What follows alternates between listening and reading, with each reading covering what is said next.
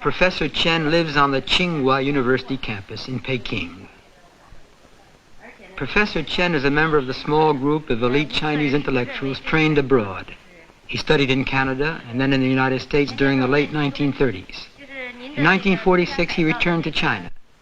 Today, as a renowned professor of physics, he's what the Chinese call a great scholar.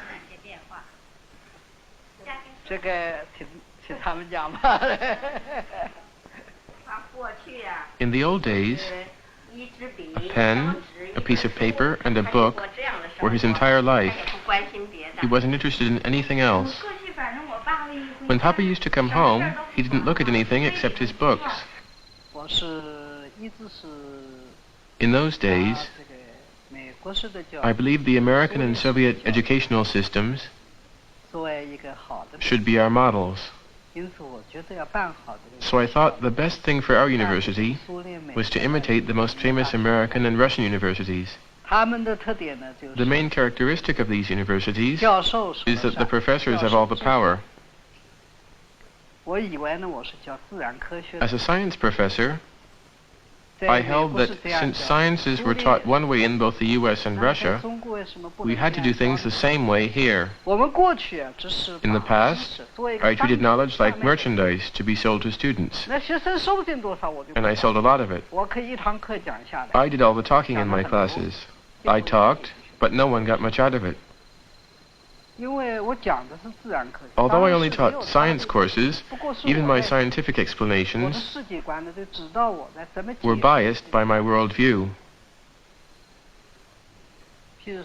For example, I always placed the most emphasis on theory. I insisted upon theory because I thought concrete applications were not very important.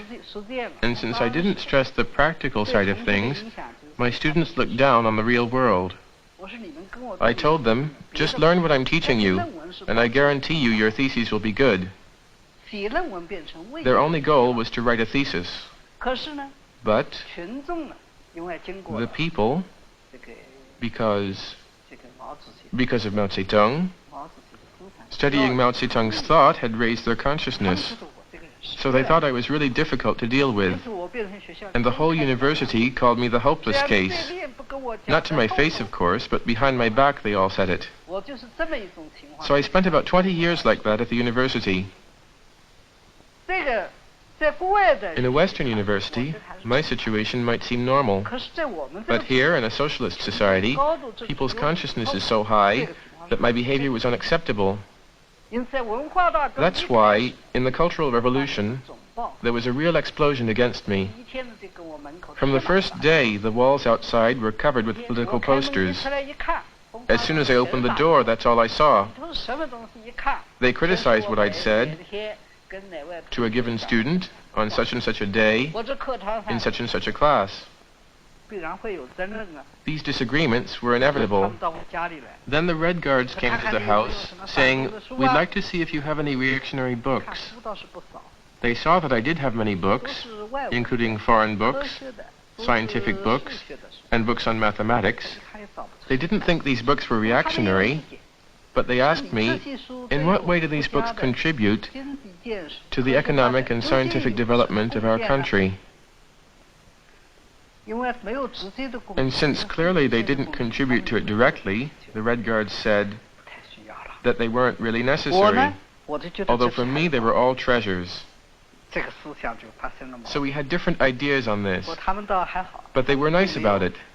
They didn't insist at all that my books were useless and should be thrown away. They just asked me to think about it, about how many of these books met the needs of the working class. I thought about this question a lot. It made a profound impact on me. We agreed completely with the Red Guards. They pushed him to change his thinking. At the time, the far left implied that intellectuals like myself would have to leave the university, would be kicked out, to go to work in the countryside.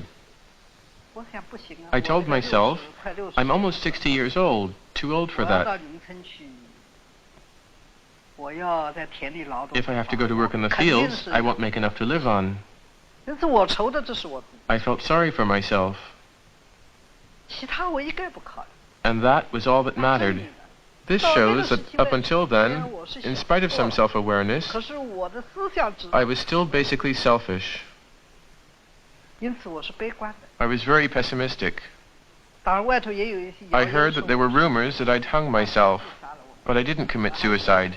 I lived through it all. And why?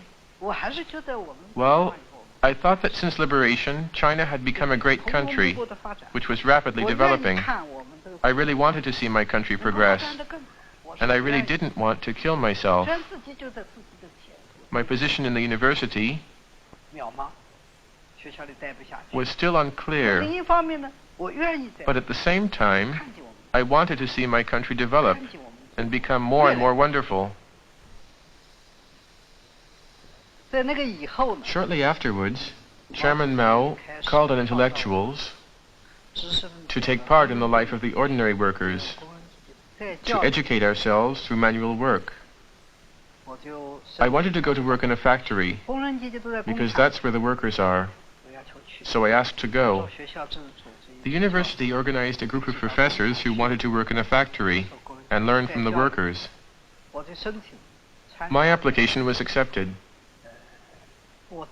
In the old days, I wrote a lot of articles, and several books too. It was signing my name that motivated me to continue writing. Each one of my publications glorified my name. On the other hand, workers never think of signing their names to the things they make. It doesn't even cross their minds. I had a very good education, and all my friends were people like me. I never had workers as friends. I have one son. He went to work in a factory after he finished high school. He's been there for more than 10 years. He went to work in a factory. He didn't want to attend the university. I thought this was a great loss. For me, it was inconceivable that my son would never go to college and would be a worker instead. Only later did I come to understand that he'd chosen a better path than I had. I had taken the road of an elite intellectual, but my son had chosen the road of the working class. He's with the workers, though he's from an intellectual background. Even after he'd become a worker, I kept trying to convince him to go to college, but he didn't have the least desire to do so. For a long time, our relationship was strained.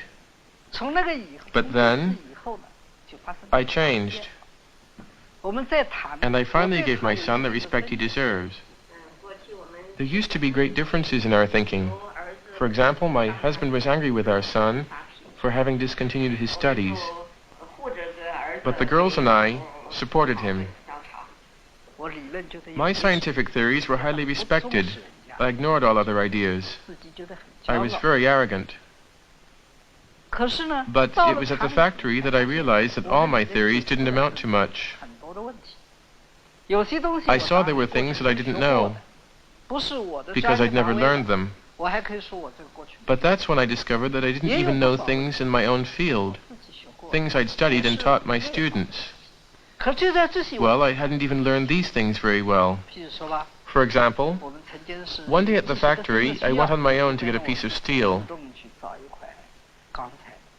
a high carbon steel, a type that contains a high percentage of carbon, which makes a very strong steel. I'd never gone by myself to get the metal.